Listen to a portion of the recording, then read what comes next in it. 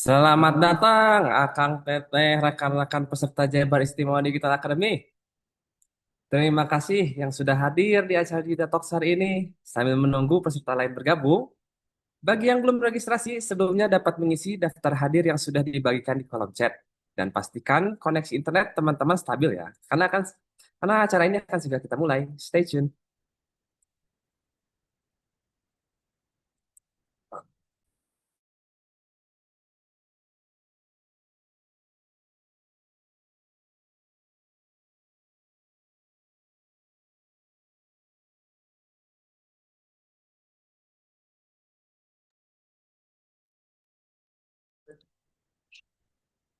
Sambil mengisi daftar hadir, acaranya kan kita mulai ya. Pertama-tama, Assalamualaikum warahmatullahi wabarakatuh. Selamat sore dan salam sejahtera untuk kita semua. Puji syukur kita panjatkan kehadirat Tuhan Yang Maha Esa karena atas rahmatnya kita dapat berkumpul secara daring dalam acara Jida Talks, bagian dari program Jabar Istimewa Digital Academy. Tema kita kali ini sangat menarik, yaitu tips menyusun CV, lolos ATS berbasis AI, dan menaklukkan interview HR. Topik ini sangat relevan buat teman-teman di sini yang sedang menyiapkan diri untuk menghadapi dunia kerja, agar CV kalian bisa tembus sistem ATS dan tampil percaya diri saat wawancara yang akan disampaikan oleh Bapak Junior Diogones Toa selaku Head of Talent Acquisition Lintas Arta. Kemudian setelah itu, kita akan mendengarkan pemaparan terkait kelas Computer Network and Cybersecurity yang merupakan kolaborasi JIDA dengan Lintas Arta dan Inixido Bandung oleh Ibu Aryani Meitasari selaku Supervisor Sales Marketing PT Inixindo Amiete Mandiri. Kita mulai acara ini dengan penuh semangat. Tanpa berlama-lama, kita akan langsung masuk ke sesi pertama, yaitu pemaparan materi dari narasumber kita yang luar biasa. Telah hadir bersama kita Bapak Junior Diogones Toa, selaku Head of Talent Acquisition Lintas Arta.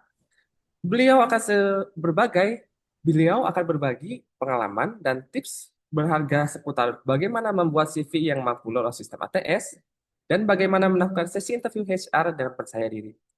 Kepada Bapak Dio, Bapak, gimana kabarnya Ya, Bapak? Assalamualaikum warahmatullahi wabarakatuh.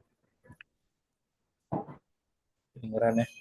Kedengaran Pak dengan jelas. Ya, ya, ya. Salam sejahtera buat kita semua. Terima kasih Kang siapa nih? Kang Rehan ya. Betul Ya, ya. Kang Rehan sebagai MC dan teman-teman wargi Jabar semuanya apa kabar? Eh, jadi saya nanti mau coba share beberapa tips lah ya. Sharing aja, bukan maksudnya mau menggurui atau apa. Kita diskusi sama-sama. Ya silakan Kang Rehan. Atau saya bisa langsung share atau gimana? boleh Pak Dio dari Bapak langsung saja. Boleh ya. Oke.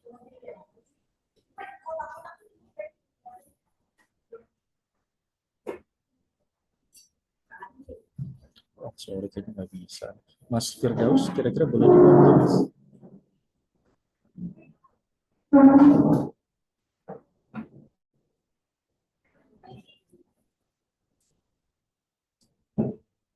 Saya perlu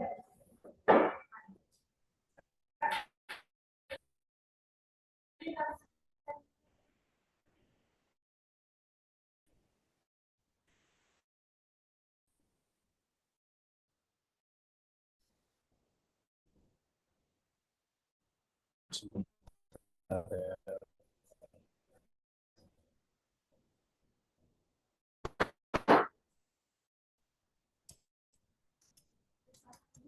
Silakan Pak Firdaus, sudah kami buka untuk share screen.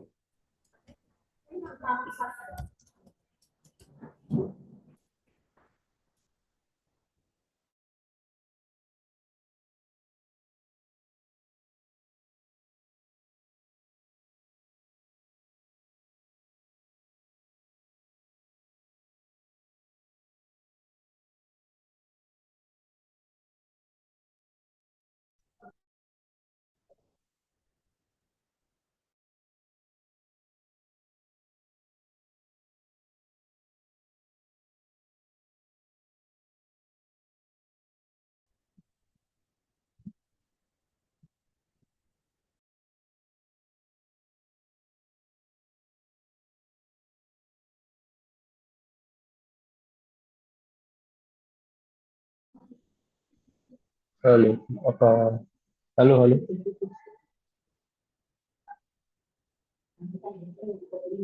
Halo, apa sudah terdengar suara saya, teman-teman? Siap terdengar Mas Dio. Terdengar. Oke.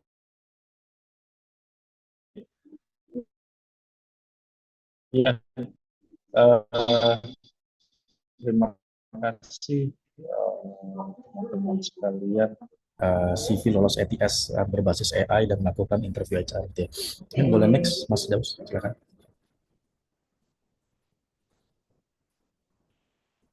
Ya, kita mungkin kenalan dulu ya sama lintas arta. Mungkin teman-teman sini udah familiar atau belum ada yang familiar. Jadi saya coba menjelaskan dulu tentang lintas arta S Corporate. Silakan Mas.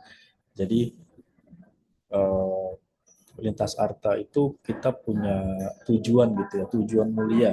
Tujuan mulia kita itu empower Indonesia untuk accelerate unleashing nation digital potential. Jadi mungkin bisa dikenal sebagai ICT atau IT atau sekarang kita sebutnya Techco Company ya, lintas arta itu. Next. Ya, jadi selanjutnya gimana sih cara kita empower masa depan dari atau future Indonesia gitu. Yang pertama kita empower perusahaan-perusahaan yang ada di Indonesia semuanya ya. Jadi kan butuh perusahaan-perusahaan itu butuh kayak contohnya sederhananya connectivity, internet, cyber security, cloud dan AI gitu ya untuk kolaborasi antar bisnis to bisnis gitu. Untuk supaya bisa kita menjangkau seluruh Indonesia, real impact through AI, cloud, sama digital transformation. Nah, yang kedua ini juga penting. Siapa yang bisa empower itu? Yang empower itu ya digital talent yang ada di Indonesia gitu ya. Next, Mas Daus. Ya, jadi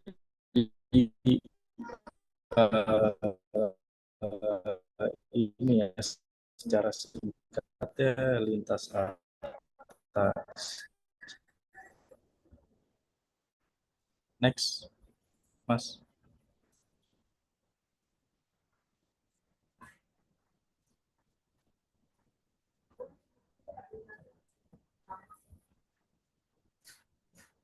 Kalau mungkin dari saya aja kali ini saya udah bisa sharing. Oke, udah kelihatan ya. Jadi, jadi siapa sih yang mau kita empower gitu ya industri-industri ini? Ya. Jadi yang mau kita empower itu ya industri top sektor gitu. Jadi finance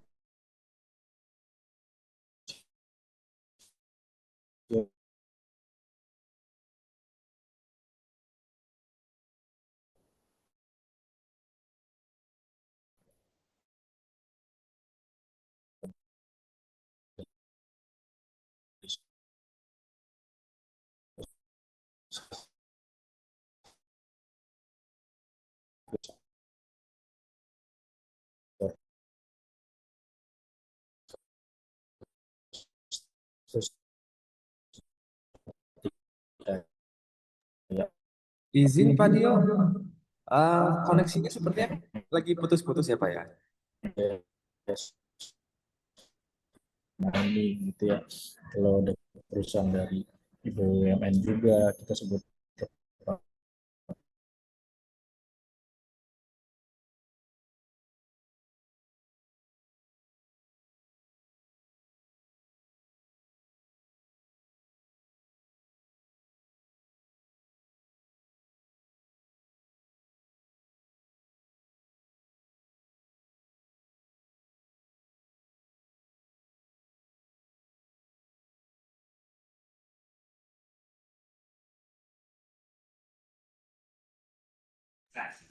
Sambil menunggu dari Pak Dio, kita looping video dulu ya.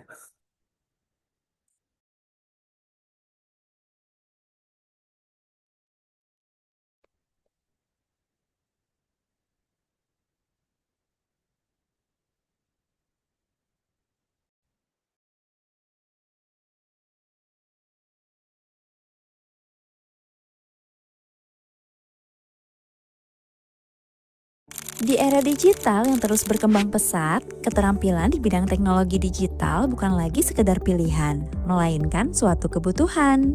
Keterampilan digital yang relevan tidak hanya membantu kita mampu bertahan, namun dapat membuka berbagai peluang di masa depan.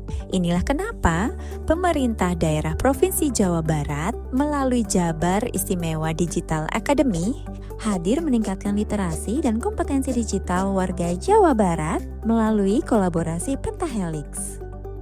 Jabar Istimewa Digital Academy berkolaborasi dengan Amazon Web Services dan Alkademi, hadirkan kelas pelatihan programming dan digital marketing berbasis AI. Melalui tas ini, Sorry, terputus-putus ya tadi koneksinya. Mungkin saya lanjutkan langsung. Jadi tadi udah sampai mana? Udah slide ini ya. Nah, jadi kita building stronger foundation for digital economic gitu. Nah, ini ada beberapa program yang sudah kita sediakan gitu ya. Yang pertama AI Merdeka, yang kedua Lintas Arka Cloudeka itu untuk Cloud School, yang ketiga tuh Laskar AI atau Semesta AI. Jadi lebih ke teman-teman yang fokusnya di AI, kompetensi. Nah, ini kita juga menyediakan dan kita sudah menyelenggarakan program-program ini. Nah, secara keseluruhan ini Lintas Arka ini sebuah ICT company specialized di data communication, business information dan internet services ya. Jadi reaching nationwide, coverage-nya fiber optic ada di 400 kurang lebih 400 kota. Lalu kita juga merupakan saham sebagian besar 72%-nya dari Indosat. And then ada dari ya KKBI-nya juga gitu ya untuk sahamnya kita gitu. Jadi kurang lebih mungkin seperti itu gitu ya Lintas Arta at a glance-nya. Jadi teman-teman mungkin bisa jadi ini ya sebagai acuan gitu ya Lintas Arta itu seperti apa sih. Ini suara saya dengar ya?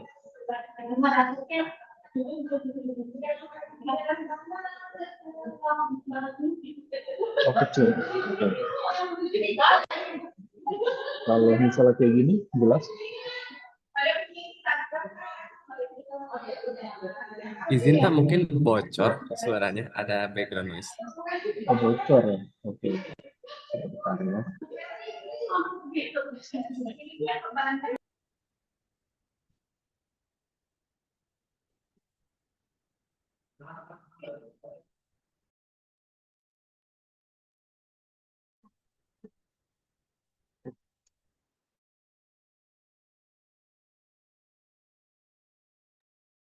Teman-teman, sekali lagi jangan lupa registrasi di kolom chat ya. Bagi yang belum melakukan registrasi, bisa cek linknya ada di kolom chat, sama virtual background-nya nanti di-share lagi. Bagi yang belum menggunakan. Terima kasih.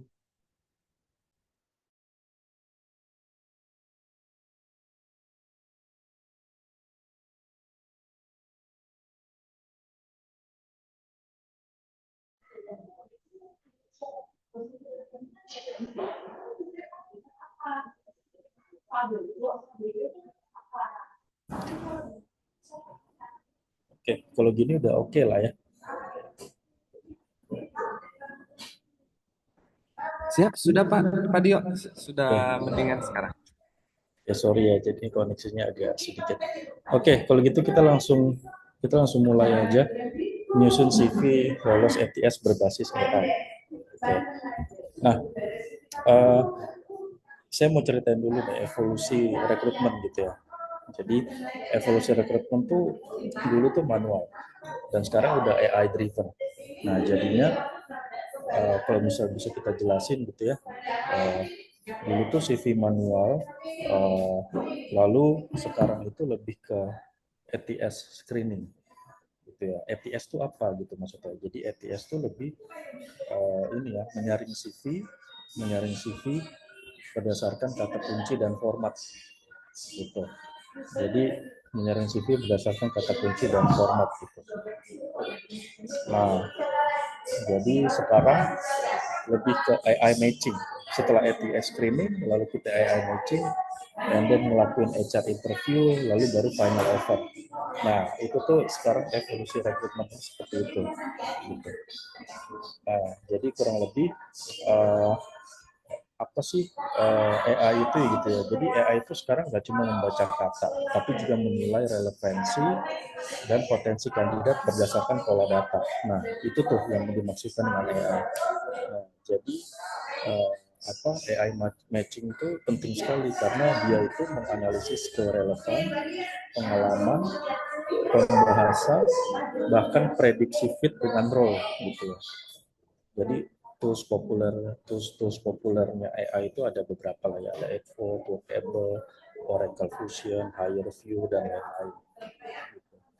Nah, gimana sih cara AI gitu ya menilai CV gitu ya? Yang pertama keyword relevansi. Jadi pada saat teman-teman bikin CV, kalau bisa keywordnya itu sesuai sama job yang dibutuhkan sama perusahaan, sama skill seperti apa. Yang kedua experience pattern. Yang ketiga tuh quantified result. Jadi angka kalau bisa nulis CV-nya tuh jelas, misal katakan oh saya berhasil uh, memberikan 5 konten untuk diproduksi setiap hari. Nah, kayak gitu-gitu tuh. Jadi kan itu lebih kuantitatif. Lalu ada soft skill-nya, tone positif, lalu ada LinkedIn-nya juga. Karena sekarang kan Padio, izin Padio. ya, ya Background noise-nya apa suara dari sekitar Bapak menutup suara Bapak, Pak. Izin. Mungkin bisa pindah ke ruangannya lebih ini. saya pindah. Kalau kayak gini kekecilan ya suaranya ya. Iya, Pak, izin. Kekecilan.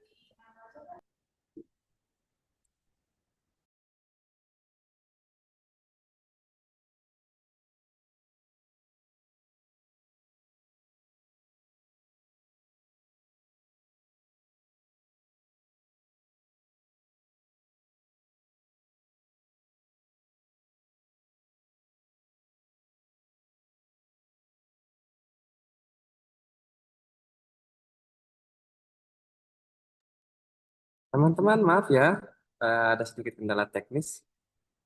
Kita coba memperbaiki kualitas dari apa pemaparan yang akan disampaikan ya.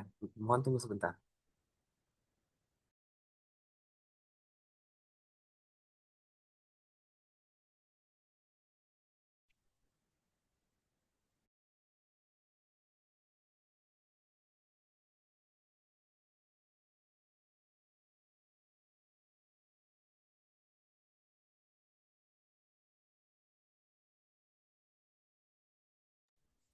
Oke, kalau seperti ini sudah jelas ya.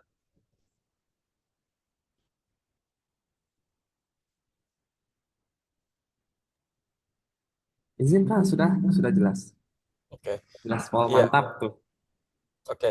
Oke Ya, Pak. jadi evolusinya itu teman-teman tadi lihat ya. Jadi visual timeline-nya adalah pertama CV manual, lalu ATS screening, sekarang ada AI matching, lalu HR interview masih ada, sama final offer job gitu ya. Nah, saya mau coba share tentang AI matching nih. Jadi AI itu jadi nganalisis skill relevan kita gitu ya, skill relevan kita. Nah, cara AI menilai CV itu jadi ada banyak gitu ya, ada beberapa. Jadi yang pertama tadi keyword. Jadi keywordnya itu harus sesuai job description, lalu skill setnya juga harus sesuai gitu ya sama job description yang dibutuhkan. Nanti dia akan ngebaca tuh. Lalu experience pattern-nya seperti apa, kira-kira experience-nya cocok nggak dari satu perusahaan ke tempat lain, atau misalnya dari fresh graduate, ini cocok nggak sama kebutuhan keahlian yang kita butuhin gitu ya. Jadi seperti itu. Jadi kurang lebih seperti itu ya. Lalu quantified result, jadi ada angka-angka yang menunjukkan bahwa oh ini achievement-nya gitu. Achievement dari sisi teman-teman itu juga harus ada angkanya aja. Jadi supaya kita menilai nggak cuma dari deskriptif atau naratif aja, tapi benar-benar dari quantified-nya. Kurang lebih kayak gitu. Nah, biasanya kesalahan-kesalahan umum yang ada di CV digital kita itu atau kebanyakan di luar sana adalah CV dalam format gambar. Nah itu tuh nggak perlu gitu ya. Atau dalam bentuk scan. Karena kalau scan biasanya AI nggak bisa baca gitu. Jadi biasakan dalam bentuk PDF atau Word aja gitu ya. Lalu terlalu banyak desain atau kolom, lalu nggak mencantumkan keyword yang relevan, job title atau tanggal nggak konsisten, sama hasil kerja nggak terukur. Maksudnya hasil kerja nggak terukur tuh jadi kayak tadi, nggak ada quantified-nya gitu ya. Nah itu tuh yang biasanya AI sulit untuk menganalisa gitu. Nah, struktur CV yang ramah ATS dan AI itu kayak apa gitu. Nanti saya akan kasih contoh juga. Jadi seperti apa gitu. Jadi teman-teman bisa tulis yang jelas dari nama, kontak, professional summary gitu ya, AI friendly keywords gitu ya. Jadi terus experience, impact and measurable result. Jadi experience-nya tuh benar-benar achievement-nya tuh ada gitu ya teman-teman. Kalau misalnya teman-teman fresh graduate, oh experience-nya apa sewaktu di misalnya ikut BEM atau ikut organisasi apa, berhasil ngapain, tadinya nggak ada ini, jadinya ini gitu. Jadi ada dampaknya gitu, ada impact-nya gitu. Jadi AI akan meng-highlight itu. Skill teknis, education, certification itu penting, apalagi lintas arta gitu ya. Lintas arta tuh sangat mementingkan sertifikasi karena banyak role teknis yang ada. Contohnya di engineer cyber security, engineer di cloud gitu ya, even project management, project officer. Nah, sertifikasi itu penting. Lalu LinkedIn and link portfolio itu juga penting karena apa?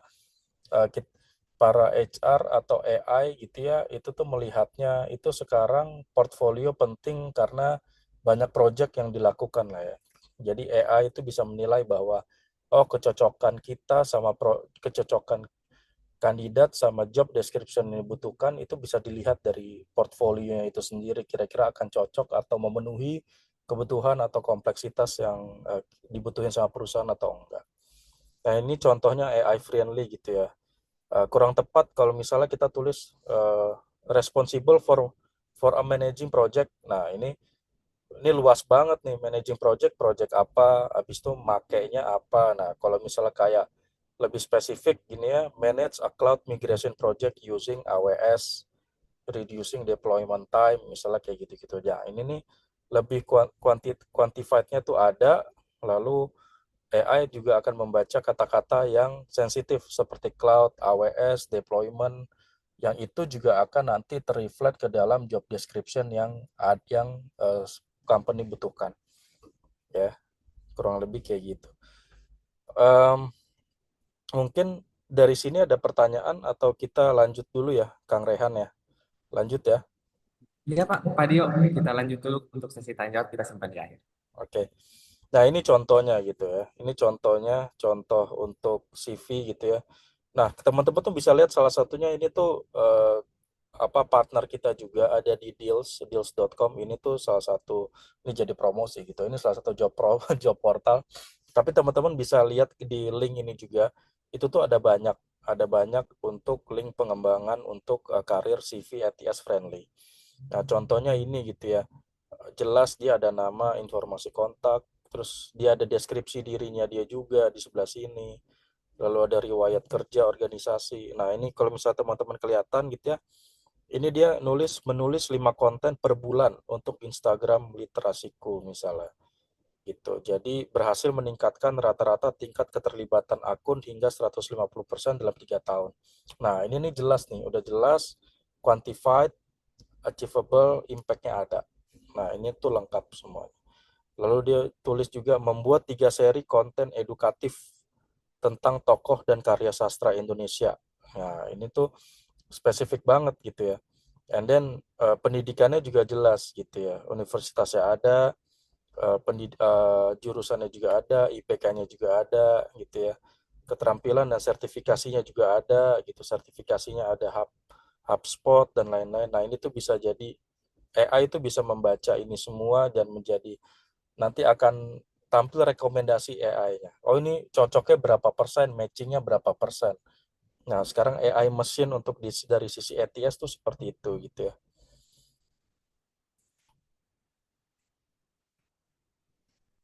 Nah, next-nya Nanti kalau misalnya ada pertanyaan langsung ini aja di sesi pertanyaan ya. Melakukan wawancara atau interview HR, wawancara HRD. Nah, saya tuh mau simple aja sebetulnya, nggak perlu ya gimana gimana gitu ya. Karena sebelum itu teman-teman harus melakukan persiapan dulu. Misal katakanlah, oh mau kalian dipanggil nih, udah lolos CV-nya, gitu ya, lolos screening sama AI sama HR. Kalian juga kita juga harus mempersiapkan cara untuk HR interview gitu. Yang pertama yang harus kalian siapkan adalah kenali company and role-nya.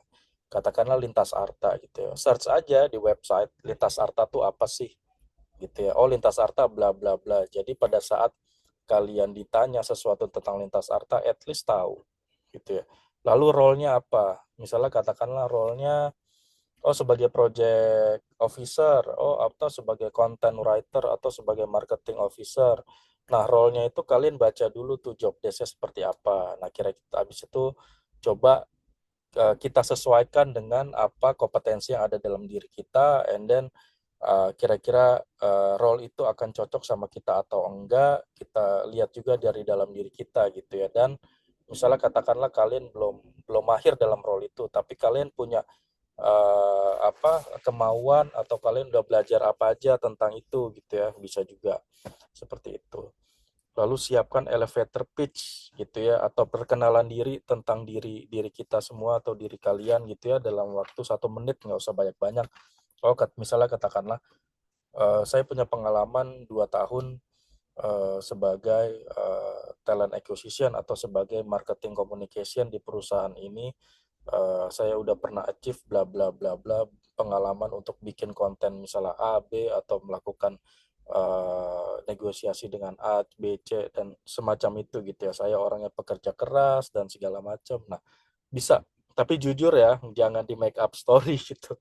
Jadi elevator pitch itu yang jujur, yang benar-benar yang ada di teman-teman. Lalu gunakan STAR method gitu ya. Pada saat menjelaskan sesuatu, pada saat ditanya, kamu kerjaannya ngapain aja di sana? Gunain STAR method. Jadi supaya lebih terukur dan nggak kemana-mana gitu ya. Lebih terukur dan nggak kemana-mana diskusinya. Jadi STAR itu situation, task, action, sama result. Nah, ini yang paling sederhana sebetulnya. Banyak orang yang udah tahu di luar sana bagaimana cara pakai STAR method ini pada saat menanyakan sesuatu atau menjelaskan sesuatu gitu. Ya contohnya ini yang saya tulis saat project digitalization. Nah, ini STAR nih. Ada S-nya situation, situasi di mana pada saat itu ada project digitalization, saya memimpin tim 6 orang. Nah, ini tasknya, ini tugasnya gitu ya. Lalu tugasnya itu adalah membuat roadmap, actionnya itu adalah membuat roadmap dan komunikasi mingguan. Nah, ini actionnya nih yang dilakukan sama dia. Hasilnya, resultnya gitu ya. Resultnya produktivitas naik 30%. Nah, ini sebetulnya konsep yang paling sederhana kalau misalnya kita mau menaklukkan atau HR interview gitu ya. Ya paling latihan untuk bisa latihan juga teman-teman gitu ya. Latihan di kaca, di cermin. Kalau saya tuh kalau misalnya kayak saya grogi gitu ya, mau presentasi di hadapan bos, di hadapan manapun gitu ya, atau sekarang gitu saya mau sharing tentang ini, saya tuh biasanya nge-pitch dulu di cermin gitu. Saya nge-pitch dulu di cermin, jadi supaya percaya diri gitu ya, untuk mempresentasikan gitu. Nah, kalau misalnya pertanyaannya tuh standar, apa tell me about yourself, ceritain tentang kalian gitu ya, diri kalian seperti apa. Kenapa kalian mau join di sini, mau join di Lintas Arta misalnya. Terus apa kekuatan sama kelemahan kalian. Lalu deskripsikan challenging situation yang pernah kalian alami gitu ya. Nah, hal-hal ini tuh nanti HR akan menilai gitu ya. Sebetulnya menilainya tuh HR tuh cuma satu. Kalau dari saya ya, gimana cara kalian berkomunikasi, karena itu soft skill. Gimana? Lalu yang terakhir itu ya, gimana cara kita mengelevate atau cara kita supaya kita bisa cocok sama culture-nya di perusahaan tersebut gitu. Nah, paling itu aja gitu ya. Enggak yang ribet-ribet banget, enggak gitu. Lalu saya juga mau coba share do and don'ts-nya pada saat HR wawancara HRD atau HR interview gitu ya. Jadi gunakan angka dan hasil konkret atau dalam tanda kutip tadi jujur ya yang saya bilang, siapkan jawaban jujur dan terstruktur. Terstruktur ini bisa dibantu dari STAR method ini ya teman-teman. Jadi supaya teman-teman nggak kemana-mana pada saat nanti menjelaskan tentang interview. Lalu tanyakan balik hal yang relevan. Gitu ya. Misalnya katakanlah jangan posisinya tetap marketing, ya, jangan tanyain tentang engineering atau cloud gitu, kayak gitu. Nah lalu yang red flag nih, red flag eh, membandingkan pekerjaan lama secara negatif. Nah itu nggak perlu lah ya. Kita nggak perlu menyalahkan pihak mana atau apa. Kalau misalnya ada di company sebelumnya atau di kampus sebelumnya atau di pengalaman sebelumnya merasakan hal-hal yang tidak baik, di keep aja. Jadi kita nggak usah sampai membandingkan pekerjaan lama secara negatif gitu ya. Lalu jangan fokus pada gaji di awal gitu ya, karena kebanyakan yang nggak kebanyakan ya, ada beberapa yang sekarang itu pada saat ditanya kak gajinya berapa nih gitu, eh, kenapa red flag gitu ya, sebetulnya bisa aja ditanyakan kak range gajinya berapa seperti itu. Biasanya saya akan jawab kalau misalnya memang ada kandidat yang bertanya itu saya langsung jawab, tapi yang pertama kali yang ada di pikiran saya adalah udah red flag duluan. Kenapa? Apalagi dia lamar, apply. Ngelamar itu kan meminta ya, gitu. Melamar itu kan meminta. Pada saat dia meminta, ayo dong coba kita ikutin prosesnya ada dulu, gitu. Jangan jangan kita sudah melamar tapi kok jadinya eh, udah mau tahu duluan di situ gitu. Karena pada saat itu HR tuh juga udah punya range-nya dulu masing-masing. Setiap company itu punya regulasi dan range-nya masing-masing. Jadi hal itu tuh sebisa mungkin dihindari gitu ya. Lalu yang terakhir, tidak riset tentang perusahaan gitu ya. Nah, ini makanya tadi yang saya bilang. Yang pertama yang saya bilang itu ya, kenapa kenapa harus ini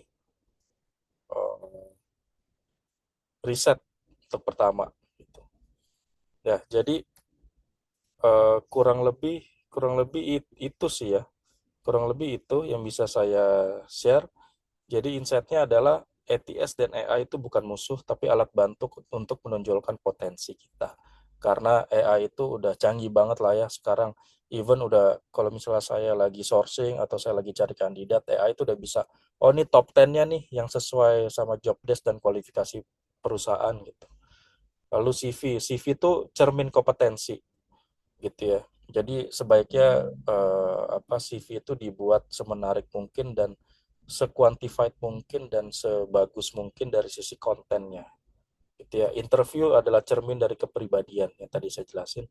Lalu AI ini membantu membaca datanya ke kita, ke HR dan ke teman-teman. Lalu HR membaca manusianya. Jadi yang baca manusia itu tetap masih orang ya. Gitu. Ya kurang lebih seperti itu. Terima kasih teman-teman.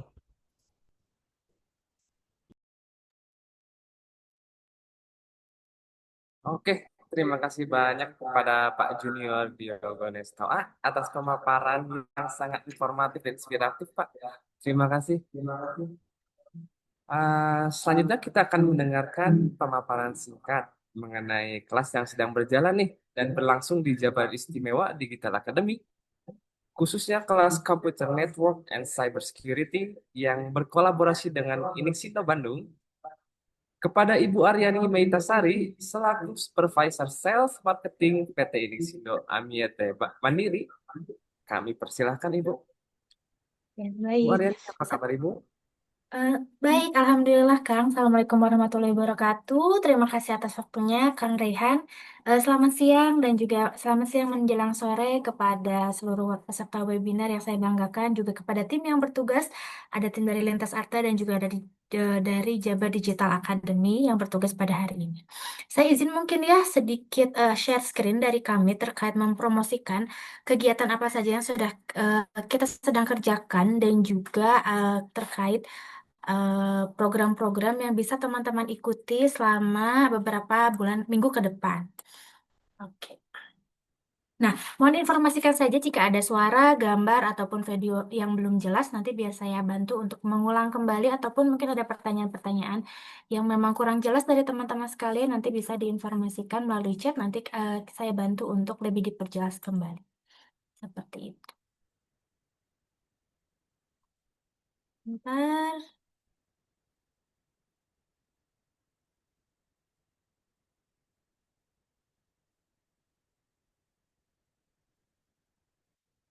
Oke, saya izin teman-teman sekalian memperkenalkan kembali saya dengan Aryani dari Inixindo Bandung. Izin meminta waktunya kepada seluruh peserta yang hadir untuk beberapa menit ke depan mencoba memperkenalkan program kegiatan Jabar Digital Academy 2025 yang merupakan kerjasama antara Lintas Arta beserta Jabar Istimewa Digital Academy. Nah, nah, mungkin yang pertama tadi sudah disonding bahwa diperkenalkan juga oleh Pak Dio, yaitu Lintas Arta merupakan perusahaan yang bergerak di bidang telekomunikasi, penyediaan layanan pusat data Indonesia, yang memiliki Nobel Purpose, yaitu memberdayakan Indonesia untuk mempercepat pencapaian potensi digital bangsa. Kemudian kita ketahui juga bahwa di sini Jabar Istimewa Digital Academy memiliki program peningkatan literasi dan kompetensi digital melalui seminar, pelatihan, pengembangan komunitas, dan kegiatan lainnya di ranah digital untuk warga Jabar. Tujuannya adalah melatih peserta agar siap kerja, mengembangkan karir, dan menjadi pemimpin inovasi di masa depan. Nah, seperti yang kita ketahui, Lintas Arta berkomitmen untuk mendukung Provinsi Jawa Barat dalam hal ini bersama Jabar Digital Academy untuk mengoptimalisasikan peningkatan literasi dan kompetensi digital masyarakat Provinsi Jawa Barat dan bermitra dengan Inixindo Bandung, kami sebagai lembaga pelatihan dan sertifikasi terkhususnya di bidang IT. Nah, mungkin teman-teman bisa ketahui bahwa sekarang ya di era digital yang semakin maju, komputer network dan cybersecurity menjadi pondasi utama dalam menjaga kelangsungan operasional, bisnis, dan keamanan data. Seiring dengan transformasi digital yang masih masif di beberapa sektor, ancaman keamanan cyber pun terus berkembang. Mulai dari serangan ransomware, phishing, hingga kebocoran data skala besar, teman-teman mungkin di sini sudah sering mengetahui kali ya, yang berdampak langsung kepada reputasi perusahaan maupun nanti mungkin ujung-ujungnya kepada finansial perusahaan tersebut. Nah, tren ancaman tersebut menuntut kebutuhan keterampilan khusus untuk mampu mengantisipasi dan menangani serangan dengan cepat dan efektif. Nah, oleh karena itu, profesional menguasai komputer, network, dan cybersecurity kini sangat dicari oleh perusahaan-perusahaan, baik di sektor teknologi, perbankan, pemerintahan, maupun industri lainnya. Nah, kalau kita cek lagi nih, berarti yang kita cari adalah peluang karir di bidang ini sangat luas, meliputi posisi seperti network engineer, security analysis, ethical hacker, dan cyber security consultant. Dan di sisi bisnis, perusahaan penyediaan layanan keamanan cyber mengalami pertumbuhan yang pesat. Begitu banyak sekarang seiring meningkatnya kesadaran akan pentingnya pelindungan digital. Dengan mengikuti kelas ini, nanti peserta diharapkan dapat mempersiapkan diri menghadapi tantangan tersebut dan mengambil peluang besar di pasar kerja dan juga bisnis IT yang sedang berkembang.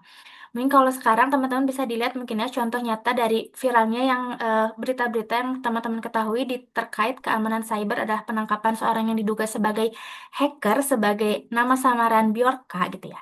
Nah, hacker ini sempat viral karena telah mengklaim hasil meretas sistem keamanan digital sejumlah lembaga negara dan swasta, termasuk mengancam dan memeras bank swasta dan memunculkan data-data nasabah hingga jutaan akun. Nah, ini merupakan menjadi perhatian khusus di media sosial merupakan dan juga di berita nasional menyoroti betapa seriusnya ancaman kejahatan cyber saat ini serta kebutuhan pelindungan yang semakin mendesak di bidang cybersecurity. Nah, kemudian untuk materi-materi sendiri yang ada di pelatihan komputer network and cyber security ini dirancang untuk memberikan pemahaman mendalam tentang konsep dasar jaringan komputer serta teknik dan kebijakan yang diperlukan untuk melindungi sistem dan data dari ancaman cyber. Nanti dalam pelatihan ini peserta akan belajar tentang merancang, mengelola, mengamankan jaringan komputer, sekaligus mempelajari langkah-langkah untuk menangani potensi ancaman dan serangan. Nanti peserta dalam pelatihan ini akan dibahas secara hard skill dan soft skill-nya terkait jaringan komputer dan cyber security. Nah, nanti tujuannya setelah menyelesaikan pelatihan ini, peserta diharapkan dapat memahami dasar-dasar prinsip-prinsip kerja komputer, memahami prinsip-prinsip dasar cyber security, mengidentifikasi mengelola ancaman terhadap jaringan, serta sistem yang terhubung, menguasai teknik-teknik keamanan yang diperlukan untuk melindungi data jaringan dan dari serangan cyber. Serta yang paling utama adalah mengetahui hukum yang berlaku di Indonesia terkait cyber security. Nah, kemudian poin pembelajaran praktis dari studi kasus yang akan digunakan untuk metode pembelajarannya sendiri yang kami tawarkan adalah self-learning dengan menggunakan LMS atau Learning Management System yang kami sediakan serta pertemuan online melalui video conference Zoom dan juga mengharuskan peserta melalui beberapa fase mengikuti kuis dan juga menyelesaikan tugas yang diberikan. Jadi untuk fase pertama online self-learning ini kita akan menarik banyak sekali peserta unlimited jumlahnya. Jadi teman-teman mangga silahkan yang belum daftar bisa mendaftarkan. Kemudian di fase kedua akan diseleksi menjadi 500 peserta untuk kelas combine antara online mentoring dan juga onboarding. Kemudian di fase ketiga akan dicari 30 peserta terbaik yang akan kita dampingi untuk melakukan persiapan dan pelaksanaan sertifikasi. Nah, di sini namanya sertifikasi yang diperoleh merupakan sertifikasi dari Badan Nasional Sertifikasi Profesi BNSP dengan skema pengelolaan keamanan informasi. Nah, sebagaimana teman-teman ketahui bahwa syarat mengikuti pelatihan JIDE ini tidak sulit, yang penting adalah minimal usia 17 tahun, memiliki kartu tanda penduduk ataupun surat domisili di Jawa Barat, memiliki pendidikan minimal SMA, SMK atau setara, berkomitmen penuh mengikuti pelatihan atau rangkaian pelatihan hingga selesai. Sehingga nanti diharapkan dapat memberikan manfaat seperti tersedianya kesempatan belajar keahlian digital pada bidang komputer network dan cybersecurity bagi masyarakat di Jawa Barat tanpa memandang latar belakangnya. Kemudian juga meningkatkan kompetensi, keterampilan peserta komputer network and cybersecurity dan melakukan teknik pengelolaan jaringan dan pemahaman terhadap ancaman cyber yang terjadi saat ini. Kemudian meningkatkan keterampilan praktis, talenta digital yang dihasilkan dari kegiatan Jabar Istimewa ini dari Jabar Istimewa Digital Academy 2025 yang dapat berkarir di bidang digital. Kemudian juga bertumbuh kembangnya kesempatan memperoleh pekerjaan dalam bidang digital, IT, programmer, networking, dan juga keamanan cyber bagi peserta Jabar Digital Academy. Yang terakhir adalah tersedianya akses informasi mengenai lapangan pekerjaan dari berbagai perusahaan yang membuka lowongan pekerjaan di bidang digital, IT, programming, networking, dan keamanan cyber bagi peserta Jabar Digital Academy. Nah, mungkin untuk yang terakhir, barangkali mungkin di sini teman-teman ada yang bertahu tentang informasi pelatihan ini ataupun ada yang belum mendaftar, mangga silahkan mendaftar melalui websitenya Jabar Digital Academy.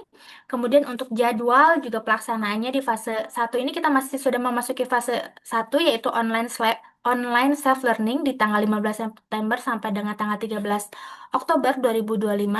Nanti akan dilanjut pelaksanaan fase 2 di online mentoring dan onboarding 22 Oktober sampai dengan 26 November 2025 hingga pelaksanaan fase 3 yaitu persiapan dan pelaksanaan sertifikasi di tanggal 8 sampai 12 Desember 2025. Jadi waktunya masih punya waktu lebih banyak bagi teman-teman yang ingin serius mengikuti pelatihan dan sertifikasi di kelas komputer network dan cybersecurity di Jabar Digital Academy. Kami persilakan untuk mendaftar. Paling sekian informasi dari kami yang bisa kami sampaikan. Jika ada pertanyaan ataupun mungkin hal-hal yang ingin didiskusikan, bisa menghubungi tim kami maupun terbuka diskusi di sini. Terima kasih. Saya kembalikan lagi kepada MC Kang Raihan. Terima kasih Ibu Aryani Metasari untuk pemaparannya, Ibu. Nah, sekarang teman-teman kita masuk ke sesi tanya jawab. Oke? Nanti teman-teman di sini bisa, jika ingin bertanya bisa di kolom chat atau bisa raise hand. Nanti dari kami akan pilih siapa yang apa yang dapat mengajukan pertanyaannya. Tapi sebelumnya ini kita udah ada 3 pertanyaan. Pertanyaan pertama di sini dari Akang Agung Samodra. Pertanyaan seperti ini. Jika HRD bisa screening menggunakan AI, bagaimana jika pelamar ingin mengetahui CV yang mereka miliki sudah sesuai apa belum? Apakah ada AI yang bisa menilai itu? Mungkin bisa dijawab mungkin dari Pak Dio ya Pak ya? Ya, kedengeran ya Silakan. suaranya. Halo, ya kedengeran kah? Kecil Pak, mungkin.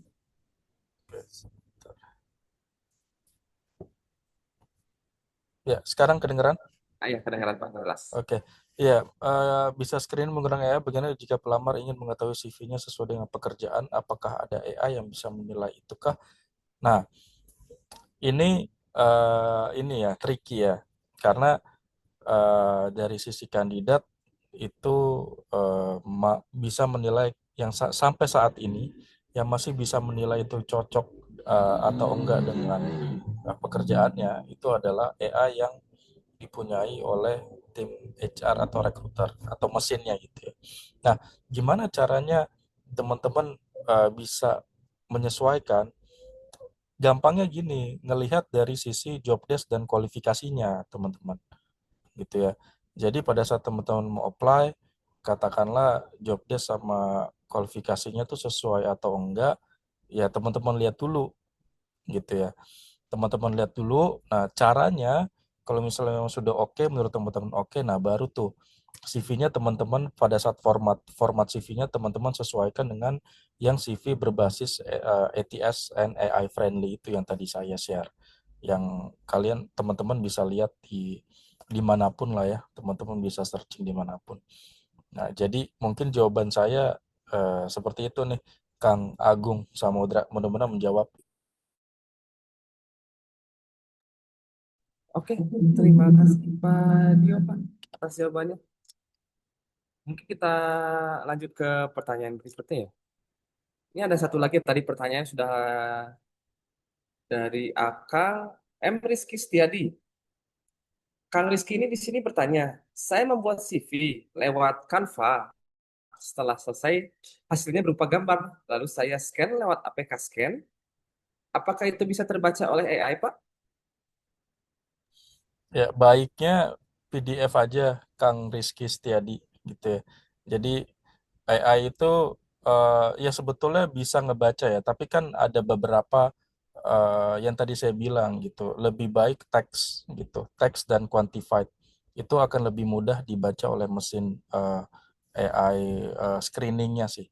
Seperti itu. Kalau gambar kompleksitasnya berbeda, mesin yang digunain juga LLM-nya juga berbeda gitu. Itu yang based on pengalaman saya ya sama teman-teman yang lain di internal. Mudah-mudahan menjawab.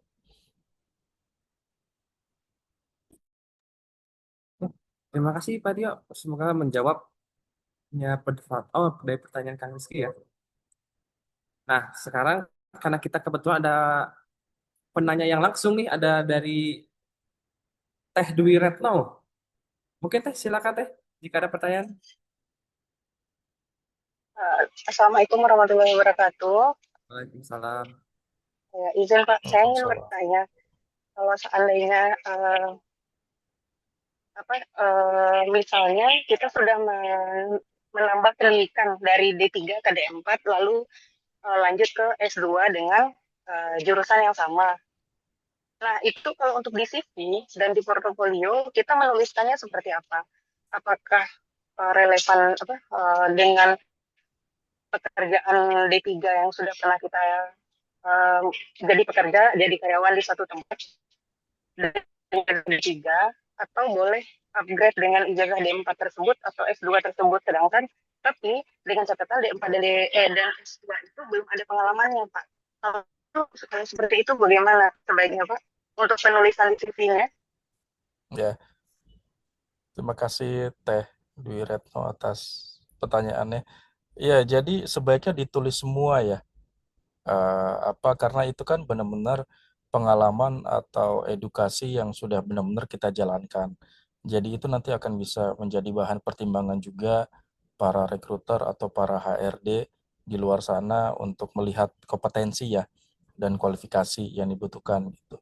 Ya siapa tahu memang tadinya pekerjaan selama beberapa tahun ini pengalamannya D3 gitu. Nah, tapi kan ada kenaikan dari sisi pendidikan D4 lalu S2 yang akan bisa dibawa dari sisi pengalaman pendidikan itu ke requirement yang kalau misalnya memang dibutuhkan. Jadi seharusnya ditulis saja semuanya apa adanya saja, yang baik, yang positif gitu. Mudah-mudahan menjawab Teh Dwi Retno. Oke, baik, Pak. Saya punya satu pertanyaan lagi, Pak. Iya, boleh dong. Oke. Jadi gini, saya kan ini pengalaman pribadi saya, Pak. Saya kan lulusan D3 Kesehatan. Dan dengan ijazah D3 Kesehatan ini, saya sudah membuat CV dan punya pengalaman kerja itu sudah 10 tahun lebih. Nah, dan saat ini saya mencoba untuk melanjutkan kuliah ke jenjang S1. Tapi jenjang S1 ini tidak sama dengan D3 yang sebelumnya. Jadi seperti ini Pak, saya kan D3-nya keperawatan gigi. Nah, saya melanjutkan S1 itu kesehatan masyarakat. Nah, kira-kira kalau untuk uh, mencoba apply untuk kesehatan masyarakat tersebut, apakah pengalaman di D3 ini boleh dituliskan nggak untuk di CV S1-nya? Atau digabung saja? Atau gimana? Soalnya kan kalau sistem AI ada kata kuncinya ya. Nah, takutnya ini ada dari CV yang dibuat ternyata nggak lolos nih gitu. Kata kuncinya. Ya, dituliskan aja Teh, dituliskan karena AI juga akan membaca gitu ya relevansinya gitu.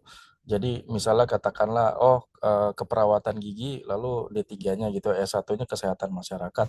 Nah, nanti pasti akan dicocokkan sama kualifikasi dan job description-nya. Oh, ternyata selama ini D3 yang di keperawatan gigi nggak masuk di job description atau kualifikasi yang di-apply, tapi ternyata yang di kesehatan masyarakat malah masuk gitu. Begitupun juga sebaliknya. Nah, jadi AI itu juga nggak ngebaca hanya satu relevansi gitu, tapi semua relevansi di-matchingin, ini nanti dikasih rekomendasi berapa persen. Seperti itu.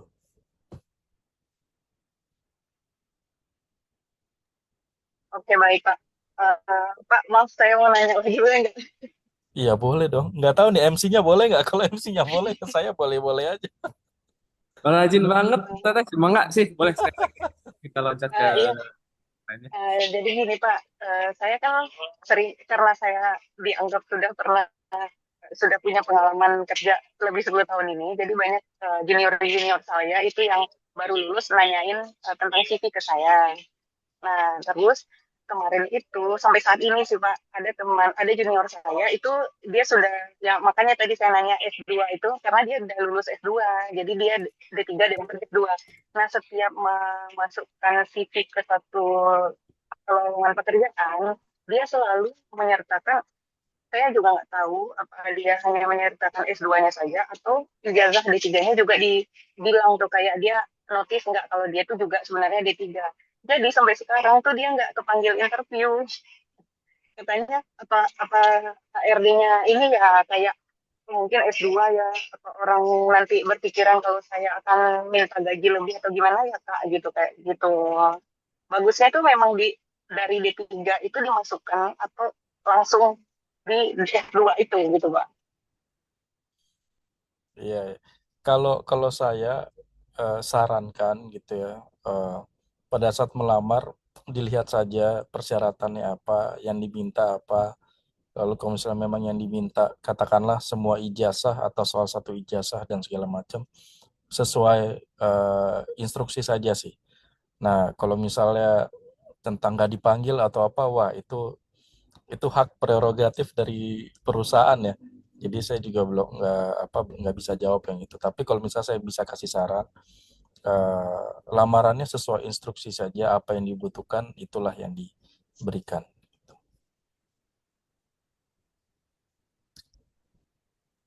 Oke Pak, baik. Terima kasih ya Pak atas jawabannya. Sama-sama Teteh, sama-sama. Terima kasih, Pak Dio. Terima kasih, Teh Dwi Retno, atas pertanyaan dan jawabannya. Sekarang kita ada pertanyaan lagi nih. Kebetulan ini pertanyaan tentang Jabar Digital Academy, Jabar Digital Istimewa Academy. Nah, pertanyaan seperti ini dari Akang Ginda Sundara.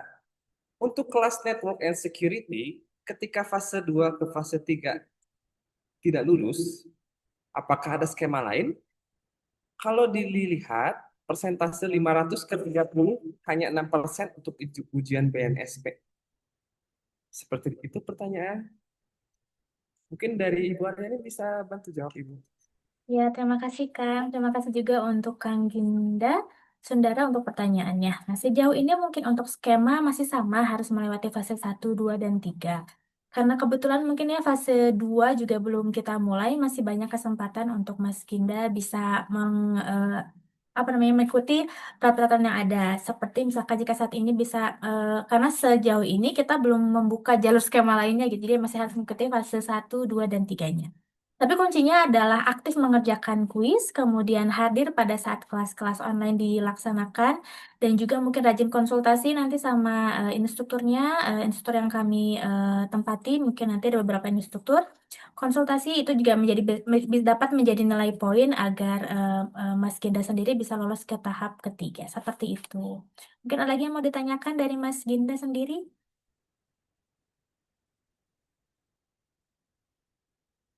Baiklah, cukup. Kalau gitu saya sampaikan kembali ke Kang Rehan. Terima kasih. Ibu, ini ada pertanyaan lanjutan. Mungkin dari Mas Ginta bisa langsung open mic aja, Mas. Ini ada pertanyaan lanjutannya bunyi seperti ini. Kalau dikonversi, Halo, halo, halo Mas. Halo, halo Kang. Terima kasih Kang atas kesempatannya. Paling Bu untuk kalau dikonversi BNSP itu kira-kira berapa biayanya Bu? Biasanya untuk harga rate yang biasanya kita sampaikan itu kepada klien itu sekitar di angka 3,5 juta. Tapi nanti Bapak Ibu bisa menghubungi tim dari Indixindo Bandung untuk menanyakan perihal harga tersebut apakah masih available atau tidak. Seperti itu Mas Ginda. Mungkin saya izin Oh, kontak Mas Ginda terlebih dahulu. Seperti itu.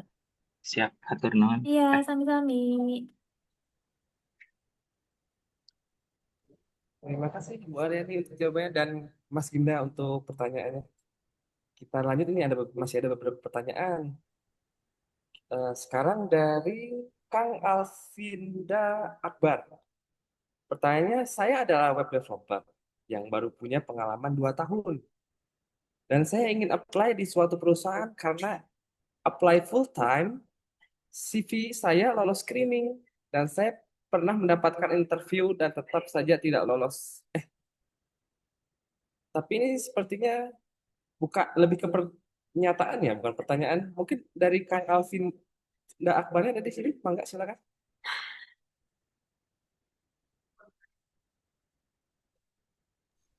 Oh, udah direvisi tuh Kang. Jadi pertanyaan. Oh,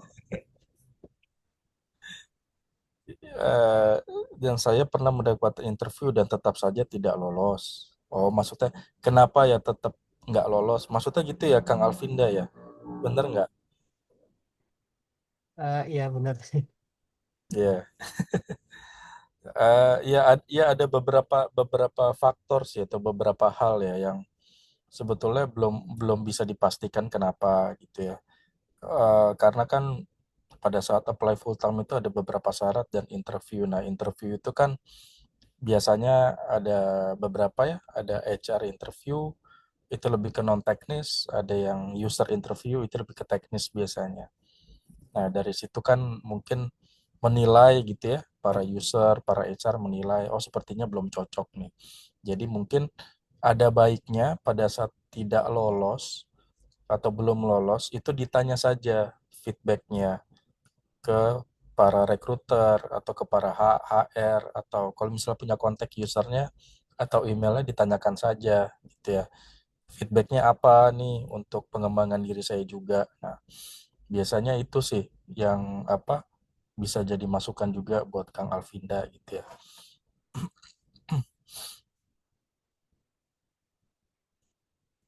Jelas mungkin Kang Alvinda atau ada yang mau ditanyakan lagi? Kalau misalkan ada perusahaan yang mau atau menyediakan tes online buat eh, apa sih mau interview atau buat apa itu gimana ya cara ngadepinnya? Biasanya kan saya dapat undangan buat tes, psikotes atau sebagainya lah. Jadi gimana ya cara siapinnya gitu. Hmm. Maksudnya persiapan kamu psikotes gitu ya? Nah ya benar-benar saya kadang suka Oh, dapat tes. iya ya. Ya kalau psikotes kan ini ya, Kang, biasanya mainnya itu aja gitu. Alatnya itu aja. Tuh, disiapin aja misalnya alat psikotes untuk terima kerja biasanya soal-soalnya kayak gimana sih? Nah, itu ada latihannya. Dilatihan aja dulu gitu ya. Untuk terbiasa aja dengan metodenya bukan untuk membiasakan cara jawabnya atau apa enggak gitu untuk membiasakan metodenya jadi supaya terlatih gitu. Interview pun juga perlu latihan gitu ya. Makanya kan sekarang ada banyak tuh latihan interview ada Google AI interview atau apa gitu ya, ada banyak gitu. Jadi dilatih aja supaya kebiasa gitu.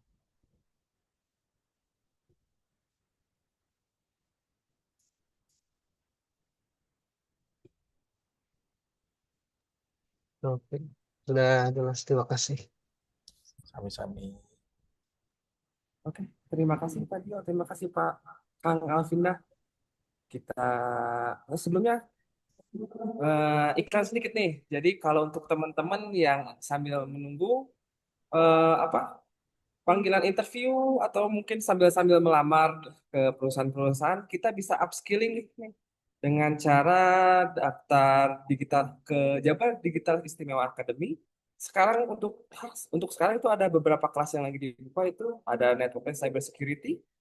Nanti kita bisa mendapatkan materi-materi pembelajaran dari AWS dan apa rekan kerja kita lainnya yang lain yang nanti akan ada beberapa fase dari fase ke-1, kedua, ketiga yang nanti akan dilakukan apa namanya di apa ada tes dari setiap fase ke fasenya nih. Nanti kita yang beruntung sampai fase ketiga akan mendapatkan sertifikasi dari AWS. Tuh. Nah, sekarang kita lanjut ke pertanyaan selanjutnya. Ada dari mungkin lanjutan ya dari Kakang Agung Samodra nih. Apakah baiknya membuat CV customize untuk setiap satu lamaran pekerjaan atau membuat CV detail tapi bersifat umum untuk apply sekaligus ke banyak lowongan yang kedua mungkin untuk portofolio sebaiknya menampilkan apa saja yang perlu dibaca oleh AI dan mungkin dari secara manual oleh tim HRD. Seperti itu, Pak. Ya, eh, kalau CV ya, kalau saya itu menyarankan faknya itu ada di mana gitu ya.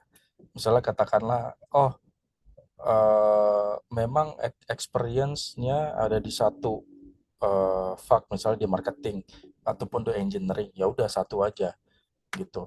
Nah, justru kalau misalnya pakai banyak template-template CV itu menurut saya kebanyakan ya. Jadi saya ngelihatnya sebagai HR tuh ini yang bener yang mana gitu. Misalnya katakanlah kepribadiannya atau ini seperti apa gitu. Jadi ganda gitu, standar ganda.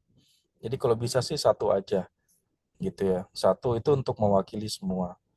Lalu yang tadi yang kedua apa ya, Kang Rehan? Oh, portfolio. Portofolio baiknya menampilkan apa aja Pak yang terbaca di AI atau mungkin manual di tim HRD.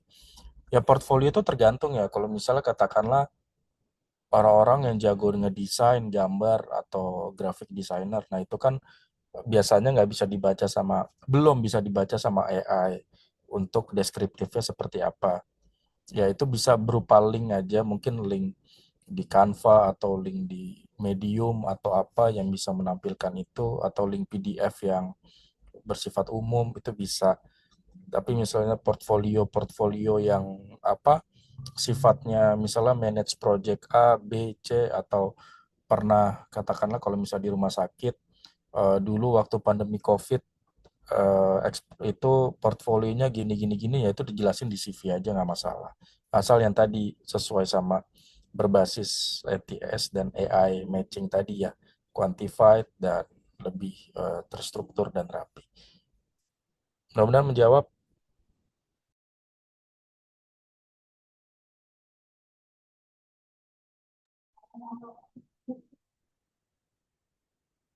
Oke, semoga ya dari jawaban Pak Dio ini sudah menjawab pertanyaan dari Kang Agung ya. Dari Kang. Ya betul, Kang Agung Samudra ya.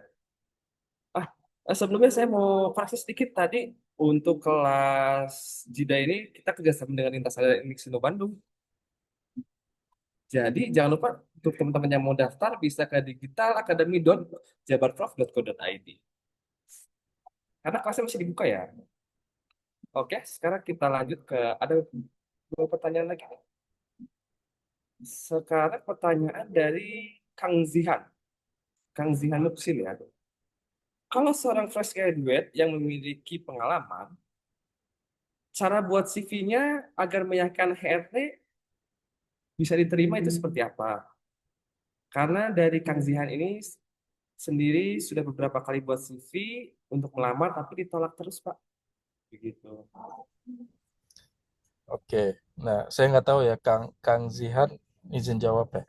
Saya nggak tahu formatnya yang dibikin seperti apa, tapi mungkin bisa dimulai dengan format yang tadi saya share gitu ya. Nanti materinya di-share sama Mas Firdaus ya di sini. Jadi formatnya itu disesuaikan saja. Jadi format yang simple, ATS and AI screening. Lalu dari situ kita coba lihat lagi gitu ya. Mudah-mudahan dari situ bisa bukannya memastikan gitu ya, tapi kalau misalnya memang sudah membuat CV seperti itu, mudah-mudahan bisa mengalami kemajuan gitu ya. Karena ada banyak faktor juga nih, Kang Zihan gitu ya, kenapa bisa lolos atau kenapa nggak lolos gitu ya. Kurang lebih seperti itu.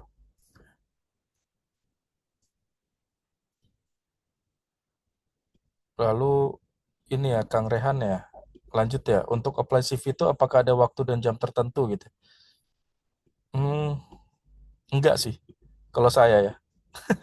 Karena nanti yang HR yang reviewnya itu pasti di jam kantor atau kalau saya tuh biasanya juga suka iseng tuh ngecek di jam 10 malam, 11 malam kalau belum bisa tidur ya, ngecek CV gitu segala macam. Jadi sebetulnya enggak. Apalagi sekarang udah ada AI gitu. AI itu biasanya udah ada langsung rekomendasi top 10, top 20 gitu ya. Eh, CV-CV yang oke. Nah, biasanya dari situ. Jadi nggak ada jamnya sih, terserah kalau saya. Kalau menurut saya. Oke, mudah-mudahan menjawab eh, akang-akang, teteh-teteh. Terima kasih Pak Dio jawabannya. Ini ada satu pertanyaan, ada dua pertanyaan terakhir seperti ini. Yang kalau saya lihat dari terakhir dari kolom chat itu ada pertanyaan dari Kak Zulia. Nah, pertanyaan jika tidak masuk sertifikasi, apakah tetap mendapatkan sertifikat peserta atau tidak ya? Mungkin ini untuk kelas JIDA ya. Boleh Kang, untuk Kak Zulia terkait dengan apakah jika peserta tidak lulus sampai dengan sertifikasi, apakah peserta mendapatkan sertifikat keikutsertaan? Jadi jawabannya adalah iya, peserta akan tetap mendapatkan sertifikat keikutsertaan telah melalui fase 1 ataupun telah melalui fase 2 seperti itu. Jadi mungkin nanti total yang akan didapatkan per fasenya itu ada 2 sertifikat dan yang terakhir sertifikat 3 sertifikat sama sertifikat BNSP jika peserta lolos ke dalam tahap sertifikasi. Seperti itu, Kang.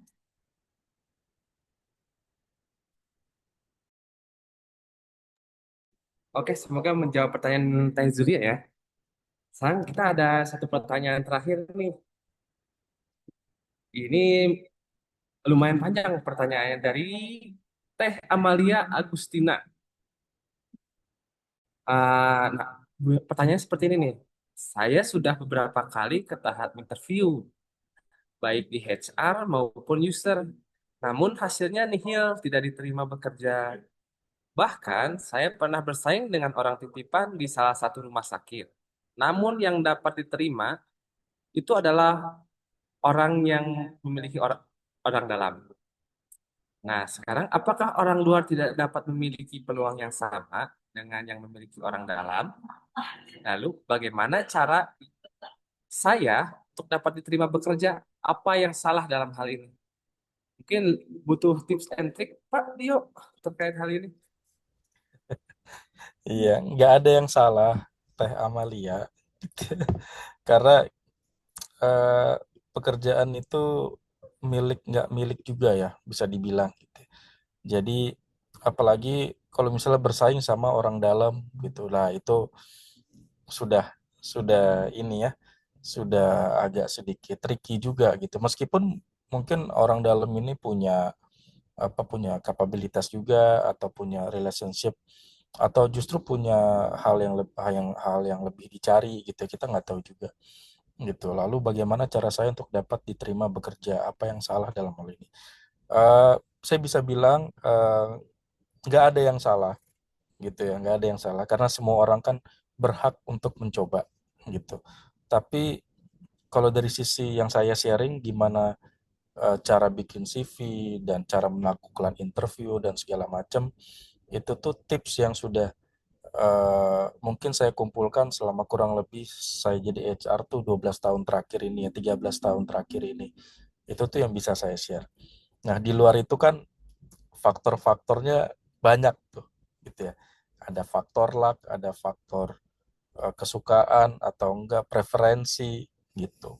Saya pun kalau misalnya bisa dibilang gitu ya, saya juga share cerita nih buat teman-teman juga. Saya banyak melakukan interview di tempat lain untuk saya ngelamar kerja juga gitu. Nah, saya udah seneng nih, udah di tahap terakhir, ternyata nggak keterima. Itu beberapa kali kejadian dan itu bikin saya juga dalam tanda kutip, ini apa ya yang salah ya? Saya juga nanya gitu, ini apa ya yang salah ya dari saya ya? Nah, pada akhirnya saya nemuin jawaban, nggak ada yang salah gitu, nggak ada yang salah. Jadi yang perlu kita lakukan adalah terus memperbaiki diri gitu ya, meskipun mungkin nggak ada yang perlu diperbaiki lagi atau karena sebagai orang kan juga kita juga harus menaikkan kapabilitas kemampuan kita ya, terus belajar, terus berusaha gitu ya, dan jangan jangan lupa berdoa dan beriman supaya kita bisa dapat itu. Once itu udah kita lakuin gitu ya, termasuk dari sesi ini kita bawa hal yang positif, kita terapin, kita coba terus-menerus, ya mudah-mudahan Tuhan akan membawa kemudahan gitu ya. Mungkin itu yang bisa saya share, Teteh, Kang Rehan, dan teman-teman sekalian. Terima kasih.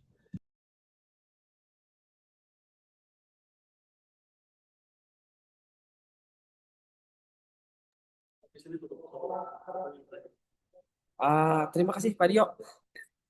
Kebetulan ini ada satu pertanyaan terakhir yang sebenarnya saya pun penasaran gitu. Ini ada satu pertanyaan yang nyambung gitu. Nah, ini pertanyaan adalah apakah ada istilah overqualified? Gimana? Apakah ada istilah overqualified, Pak, dalam kita melamar ke suatu pekerjaan? Ada, ada. Ya gampangnya, oh lowongan yang dibutuhin misalnya di sekelas officer atau di sekelas pengalamannya 2-3 tahun. Tapi yang melamar itu di 10 sampai 12 tahun pengalaman. Nah, itu overqualified tuh. Contohnya kayak gitu. Oh, sebenarnya dia cocok bisa mengerjakan itu. Nah, tapi pertanyaannya adalah apakah nanti secara apa culture gitu ya, banyak itu ada secara kultur atau secara kecocokan sama company itu cocok gitu. Nah, hal-hal itu, nah makanya itu yang dinamakan overqualified. Baik-baik, Pak Dio, terima kasih untuk jawabannya, Pak. Terima kasih kepada Bu Aryani juga untuk semua jawabannya di sesi Q&A hari ini. Sekarang nih, kita udah nggak terasa, udah sampai di penghujung acara Jeda Talks hari ini. Sekali lagi saya mau mengucapkan terima kasih kepada dua narasumber kita, Bapak Junior Diogones Toa dan Ibu Aryani Maitasari atas ilmu dan inspirasi yang diberikan. Dan juga terima kasih kepada seluruh peserta yang telah bergabung dan berpartisipasi aktif pada acara kita hari ini. Sebelum kita akhiri, mari kita abadikan momen dengan sesi foto bersama. Sekarang teman-teman saya minta untuk aktifkan kameranya dan kita akan berhitung sampai dengan hitungan ke-7 dengan pose Jabar Istimewa. Oke? Sekarang teman-teman silakan dibuka dulu kameranya. Saya akan mulai dari hitungan dari 1 sampai 7. Kita mulai. 1, 2, 3, 4, 5, 6, 7. Baik. Sekali lagi saya ucapkan terima kasih atas partisipasi teman-teman semua. Sampai jumpa di acara Jidatak berikutnya. Wassalamualaikum warahmatullahi wabarakatuh. Selamat sore. Waalaikumsalam Waalaikumsalam. warahmatullahi Terima wabarakatuh. kasih. Terima kasih juga Waalaikumsalam. Kang Raihan, Pak Dio, Tadi dan teman-teman semua. dan teman-teman semuanya. Terima Terima kasih. kasih.